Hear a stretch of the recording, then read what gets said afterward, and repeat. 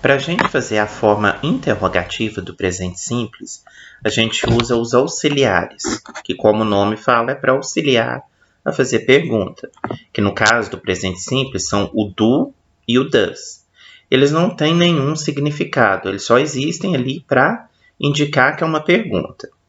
Então, lembrando que a gente viu lá na afirmativa, eu trabalho, I work. Para eu usar a interrogativa, eu vou acrescentar esse do, que é auxiliar, e pôr o ponto de interrogação. Então, vai ficar do I work? Eu trabalho? Da mesma forma que tem lá, you work? Você trabalha, afirmando. Para eu perguntar, vai ficar do you work?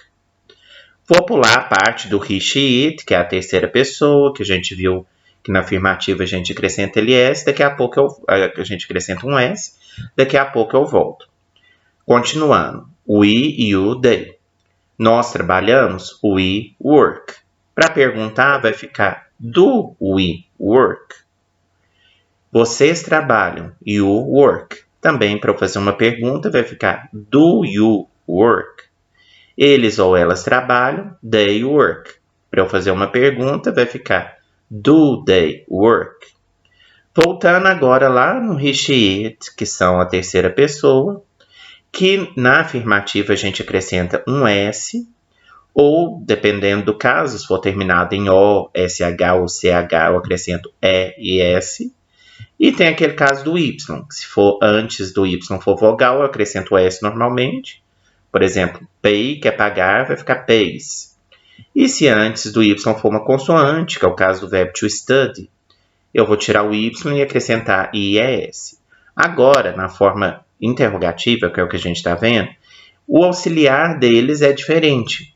Enquanto na afirmativa tem aquele S que diferencia o he, she, it, que é a terceira pessoa, dos demais, a diferença aqui vai ser que enquanto os outros a gente usa o auxiliar do, no he, she, it a gente usa o auxiliar does. E aí, quando a gente usa esse auxiliar does, aquele Szinho desaparece. Ou o IES, ou o ES, o verbo volta à forma normal. É só na afirmativa que aquele S permanece. Aqui, ele já está diferenciado dos outros, porque em vez de do, a gente está usando does. Então, se eu falo, por exemplo, ele trabalha, afirmando, vai estar he works. Na interrogativa, eu vou usar does em vez de do, e vou tirar esse S, vai voltar ao normal. Vai ficar does he work? Ele trabalha?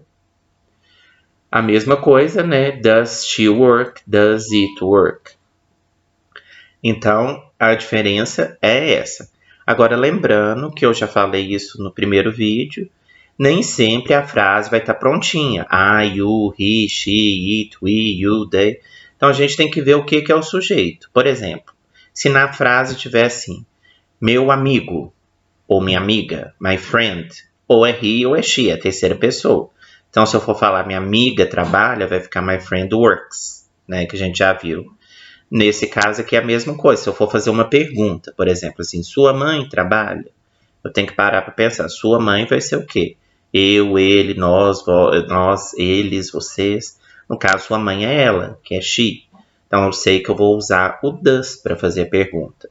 Como eu usei o does, que é o auxiliar, não mexe naquele S, o verbo fica na forma normal. Então, se eu for perguntar, sua mãe trabalha? Eu vou perguntar, does your mother work? Porque não está escrito lá she, mas eu sei que your mother é she, que é ela.